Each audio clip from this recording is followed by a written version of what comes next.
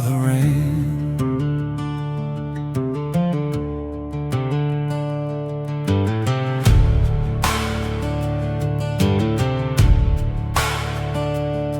I took the road that led me far away, chased the shadows, threw my life away. Thought that freedom meant I walked alone, till the silence made a stranger of my soul. I wore the weight of every wrong I'd done, every broken promise, every place I'd run, and with nothing left but mercy on my mind, I turned toward the home I'd left behind. I thought I'd find a closed and guarded door, a father who would love me no more. But the father ran with open arms and nail-scarred hands, through the shame, through the whispers of the crowd. He came running and he called my name out loud. The father ran. Love was stronger than the things I'd done. He covered me with grace before the world could see. When the father ran to welcome me,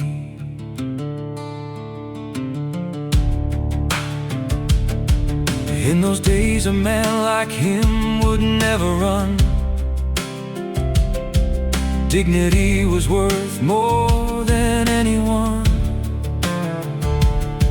Yet he lifted up his robe and crossed the field, showing all the town a love that would not yield. He took the shame that should have fallen down on me, stood between my past and what I feared would be, before a single stone could leave a hand. My father reached me first and made his stand. The judgment of the crowd began to fade, when love stepped in and took its place. And the father ran with open arms and nail-scarred hands, through the shame, through the whispers of the crowd. He came running and he called my name out loud. The father ran. Love was stronger than the things I'd done. He covered me with grace before the world could see. When the father ran to welcome me, who leaves the 99 to find the one, who bears the burden of the prodigal son, who takes the scandal and the cost upon himself. A father's love unlike anything else, and every step he took across that dusty road was a picture of the cross and love untold. For the father who ran that day to rescue me is the Savior hanging on a tree. Oh, the father ran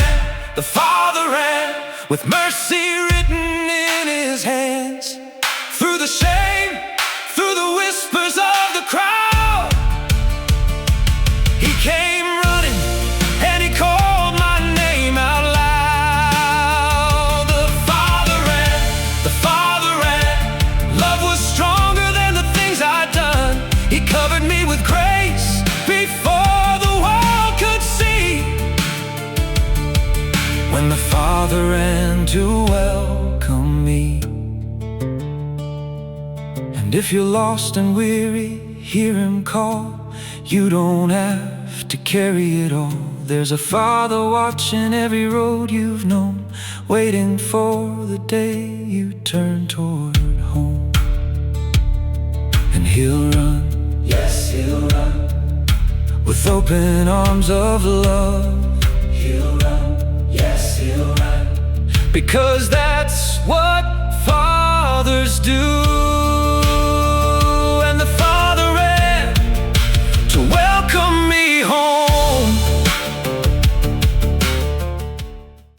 gesit om nou in die woord in te gaan. Ek bid, Here Jesus, dat U my sal lei deur U Heilige Gees, dat die woorde wat ek deurgee vandag werklik waar deur U gekanaliseer sal wees, Here. Bewaak my woorde en help asseblief dat elkeen wat hier teenwoordig is vandag U boodskap duidelik sal hoor. Amen. So julle so op Vadersdag kyk ons na die idee van die hart van 'n pa, of soos ons begin het, daai opregte vadershart. Nou julle kan sien daar voor is Rembrandt se skildery van die verlore seun. So as ons dink aan die idee van 'n perfekte pa, dan dink ons altyd dat hierdie gelykenis gaan nie oor 'n gitaar wat val nie, maar wel oor 'n pa. Gaan hy lewe? Gaan hy dit maak? Okay, hy gaan dit maak, Dion sê sy kind is okay. So as ons kyk na hierdie idee, dan weet ons dat Jesus vertel eintlik nie hierdie gelykenis vir hierdie hoorders om vir hulle te sê dit is hoe 'n modelpa moet lyk nie. Die ouens wat hierdie die eerste keer gehoor het, sou geskok gewees het deur hierdie verhaal. Ek en jy hoor 'n verhaal van 'n pa wat oulike goed doen vir sy 2 seuns. Ons dink aan dis 2 seuns wat moeilik is en die pa kom en hy maak die lewe vir hulle so bietjie makliker. Maar vir Jesus se eerste hoorders, daar in die eerste eeu, hulle sou geskok gewees het deur hierdie verhaal. Nou hoekom wil Jesus hulle skok? Hy wil hulle skok om hulle te laat besef hoe lief God die Vader hulle werklik het. Hierdie gaan nie oor die idee van 'n modelpa nie, maar eerder laat die eerste hoorders en ek en jy vandag hier sal uitstap en sal weet hoe lief God ons het. En dis die boodskap van vandag, julle. As ek en jy weet hoe lief God ons het, as ons dit ons identiteit maak, dan kan ons ander gaan lief hê soos wat hy vir ons is.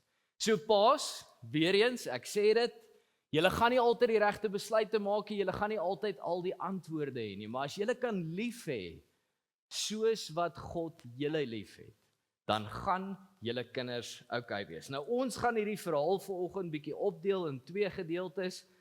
Ons gaan eers kyk na die jongste seun. Ek lees vir ons die hele verhaal weer deur en daarna gaan ons kyk na die ou boet. So kom ons lees saam daar. Verder het hy gesê, 'n man het 2 seuns gehad. Die jongste een van hulle het vir sy vader gesê, "Vader, gee my deel van die eiendom wat my toekom." Hy het toe die besittings tussen hulle verdeel. Nie lank daarna het die jongste seun al sy goed en geld omgesit en na 'n ver land gereis en daar alles wat hy besit het deur sy losbandige leefwyse verkwis. Teen die tyd dat hy alles uitgegee het, het daar 'n baie ernstige hongersnood in daardie land uitgebreek en hy het begin gebrek ly. Hy gaan werk toe by een van daardie land se inwoners wat hom na sy boerdery gestuur het om sy varke op te pas. Hy het gewens dat hy sy honger kon stil met die pele wat die varke gewoonlik gevreet het, maar niemand het vir hom daarvan gegee nie. Toe het hy egter tot sy sinne gekom en gesê, "Hoeveel dagloners van my pa het oorgenoeg kos en hier vergaan ek van die honger." Hy het toe opgestaan en na sy vader gegaan. Hy was nog ver weg, toe het sy pa hom al gesien. Hy het hom innig jammer gekry na hom gehardloop, hom omhels en hom gesoen. Die seun sê toe vir die vader, "Vader, ek het gesondig teen die hemel en in u oë. Ek is nie meer werd om u seun genoem te word nie."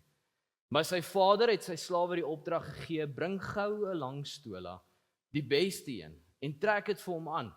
Gee vir hom 'n ring vir sy vinger en sandale vir sy voete. Bring vir ons die vetgemaakte kalf, slag dit en laat ons eet en feesvier. Want die seun van my was dood en hy het weer lewend geword, hy was verlore en is weer gevind." Toe het hulle begin feesvier. Nou julle, as ons mooi luister na hierdie verhaal, dan sal ons weet hierdie pa is nie 'n boereoomie nie. Okay? Hoekom weet ek dit? Ek sou ook heel moontlik sandale gekry het, maar daai plakkie sou beteken gewees het vir my agtersteewe. As ek gedoen het wat hierdie laaitjie gedoen het, weet ek al wat vir my gewag het is 'n pak slaag. So hierdie is nie 'n aardse pa nie, julle. Hierdie is net 'n voorbeeld van wat God se liefde vir my en jou beteken. Nou vir ons vandag om hierdie verhaal reg te verstaan, moet ons iets verstaan van hierdie Kesaza seremonie wat uitgevoer sou word. Dit is half die middelpunt vir die verstaan van wat met hierdie jonger boetie gebeur het. So hierdie eerste hoorders luister na Jesus as hy praat en hulle dink by hulle self, maar waarmee is hierdie ouetjie besig? Nommer 1, as hy gaan vra vir sy erfgedeelte, in daai tyd het dit beteken, dis net so goed hy sê vir sy pa, ek wens jy was dood gewees, gee net vir my dit wat aan my behoort. Nou, in 'n eer en skande kultuur is hierdie 'n absolute nee. Dit is nie hoe dit werk nie. Dan gaan hy nie en hy gebruik die land wat sy pa vir hom gegee het en boer daarop en maak iets vir die familie nie. Hy gaan verkoop dit. Nog 'n verdere las, nog 'n verdere skaamte op hierdie familie se naam. Dan gaan leef hy dit uit in 'n ver land.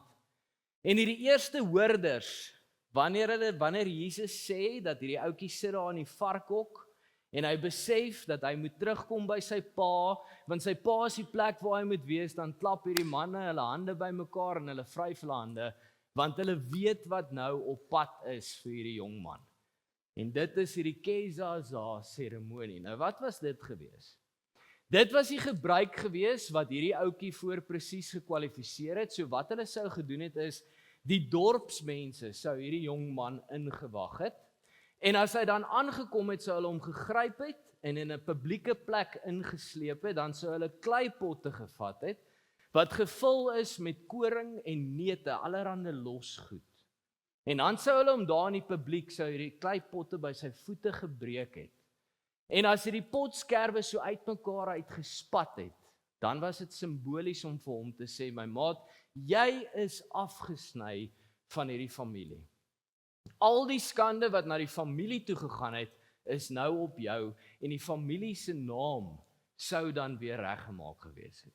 Maar wat lees ons in hierdie gedeelte?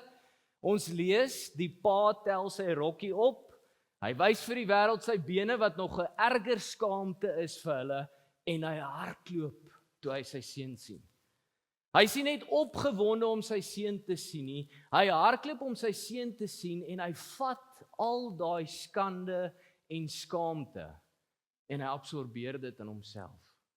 Nog voordat sy seun kan jammer sê, gryp hy hom en hy druk hom vas en hy sê, seun, hierdie mense gaan nie hierdie seremonie by jou uitvoer nie. Ek red jou, ek vat jou skaamte. Dis wat God vir ons doen. Nou julle, hoe is dit moontlik dat God dit vir ons doen? Die gedeelte in vers 20 gee vir ons die antwoord. Hy het hom innig jammer gekry.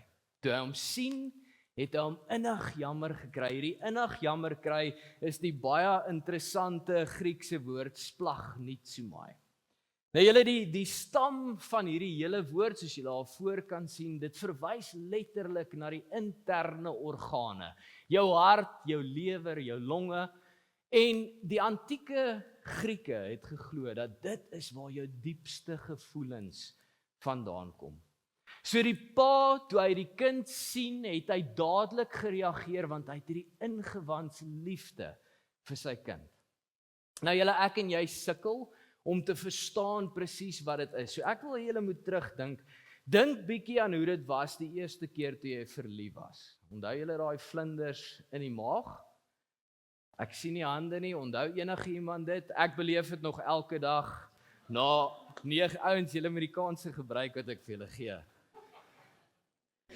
Daai vlinders in die maag, of selfs as ons regtig groot skrik, dan sê ons vir onsself, "Jesus, ek het myself nou koud geskrik."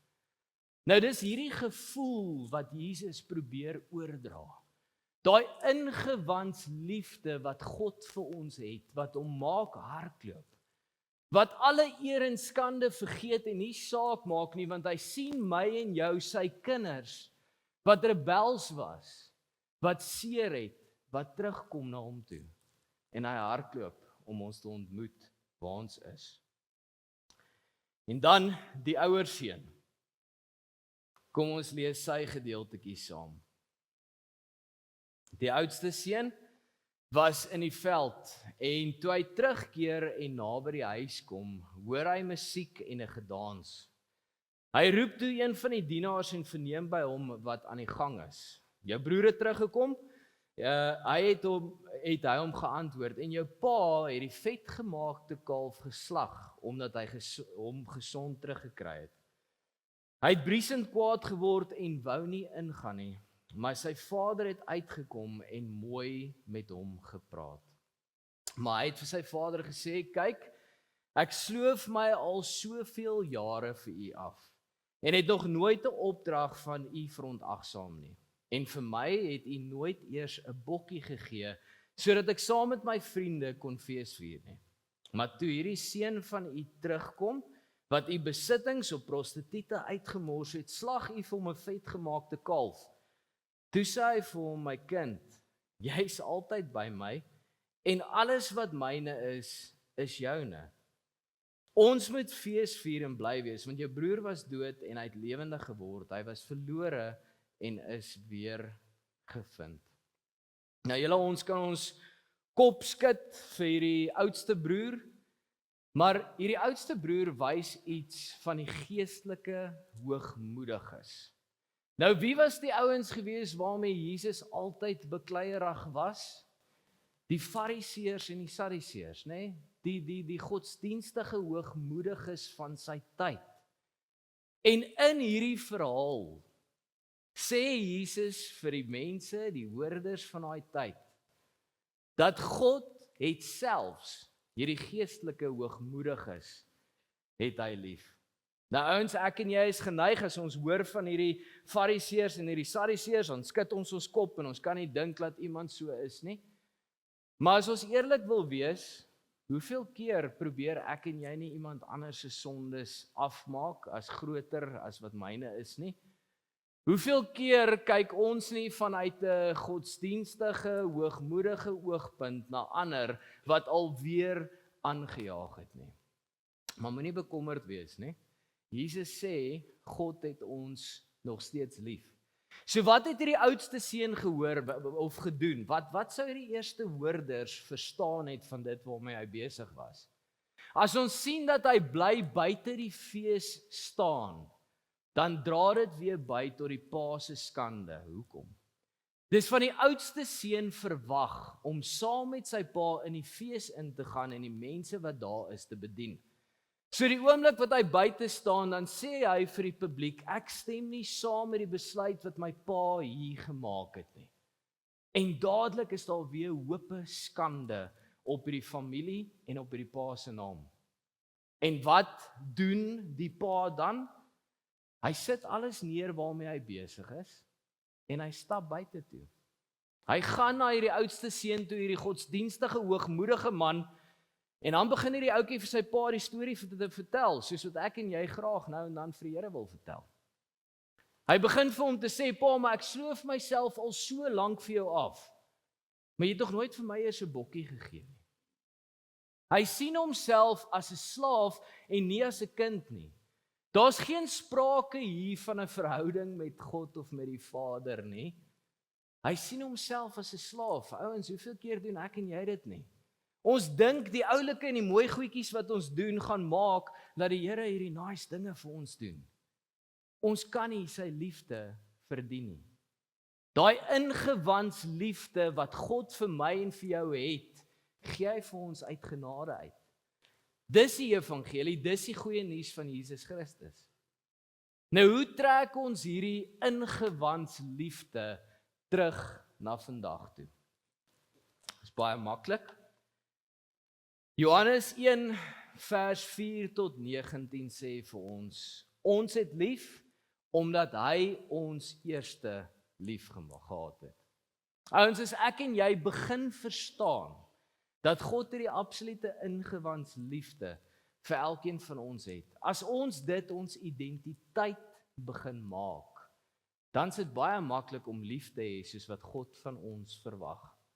Dan gaan ons nie soos die jongste seun optree en rebels wees en allerhande snaakse goed aanvang nie. Ons gaan nie soos die oudste seun op ons hoë geloofsperkie sit en afkyk na ander mense nie. Ons gaan lief hê omdat hy ons eerste lief gehad het. Maar dit is Vadersdag vandag. En wat is dan nou die boodskap aan die Pasie uit? Ek het bietjie gaan kyk en gedink aan 'n hedendaagse voorbeeld van hoe dit sal lyk as 'n pa werklik hierdie splagnietsoma, hierdie ingewans liefde begin uitleef. Nou, ek weet nie wie van julle het al hierdie fliek gekyk nie, maar Will Smith speel in 'n fliek The Pursuit of Happiness. Hy is hierdie pa Chris Gardner wat gedink het hy maak 'n goeie besluit. Hy gaan gee meeste van sy spaargeldjies uit en hy gaan koop 'n klomp mediese masjinerie wat hy dan nou hopelik later gaan verkoop en vir sy gesin baie geld maak. Ongelukkig werk dit nie so uit nie. Dinge begin so sleg te gaan dat hulle van motel na motel gaan. Sy vrou los hom op 'n stadium, is net hy en sy seentjie oor. En dan is daar hierdie een spesifieke aand wat hulle nie eers 'n hotelkamer kan bekostig nie. Hulle ken niemand nie, hulle het nêrens om te slaap nie. En hulle eindig dan op in 'n treinstasie. En dan moet hierdie karakter van Will Smith moet iets doen om sy kind uit hierdie realiteit uit te vat. Die pa beleef elke oomblik daarvan. Julle gaan sien aan die einde van die video, die pa huil, hy beleef elke oomblik daarvan. Maar uit sy liefde, uit hierdie ingewans liefde uit, doen hy enigiets om sy kind daarteen te beskerm. Kom ons kyk die video en dan verduidelik ek daarna. All right, come on, we'll push it together.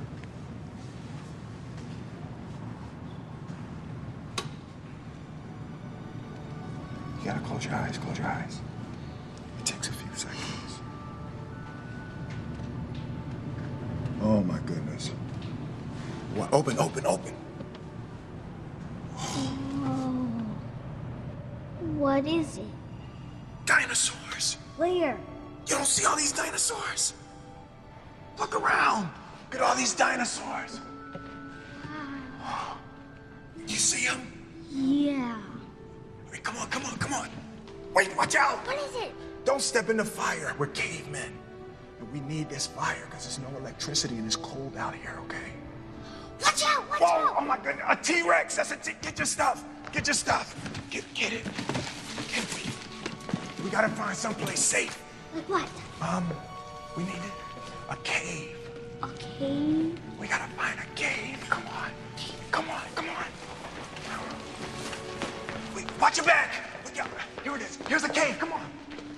Right here, right here. Go, go, go. Get in, get in. Hurry, hurry.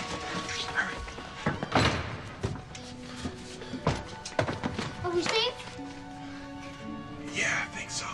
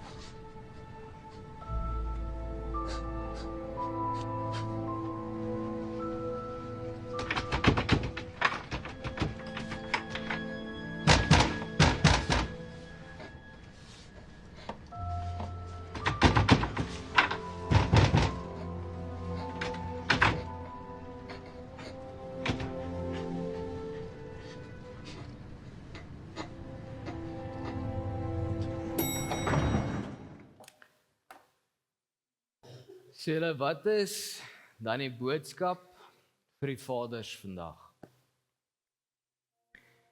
Jy gaan nie altyd al die antwoorde hê nie. Jy gaan nie altyd die regte besluite maak nie. Maar as jy vir jou kinders liefhet vanuit die ingewans liefde waarmee God jou liefhet, dan het jy nie 'n towerstafie nodig nie. Dan hoef jy niks te waai nie, jy hoef nie wense te maak nie. Jou kinders gaan oukei wees. Die Godsliefde wat leef binne in jou is oor as genoeg om oor te dra aan jou kinders. Amen. My almagtige God en hemelse Pa. Here, ek dank U dat ons kan lief hê omdat U ons eerste lief gehad het. Here, nie een van ons gaan ooit al die antwoorde hê of die regte besluite neem nie, Here Jesus, maar U liefde is genoeg. Nie net in 'n pa en 'n kind verhouding nie, Here, maar in orals en in al die gesinne, in ons vriendskappe, in ons huwelike, in die manier hoe ons vyande hanteer, Here, U ingewans liefde is meer as genoeg. Ek bid, Gees van God, dat U dit in elke een van ons sal wakker maak, Here. Dat ons identiteit U liefde sal word, want is die enigste manier, Here Jesus, hoe ons soos U kan lief hê. Dankie vir U boodskap vanoggend, Here. Dankie dat ons dit ook met die tekens van die nagmaal weer kan bevestig. Here, daar is geen beter bewys van U ingewans liefde vir ons as die kruis nie. En vanoggend kry ons ook weer die gedeelte om dit te vier. Amen. Dis my voorreg dan om vir julle die seën uit te spreek. Mag julle in hierdie week wat kom, die liefde van God die Vader, die genade van sy Seun, die Here Jesus Christus, en die nabyheid van die Heilige Gees beleef oral waar julle gaan. Amen.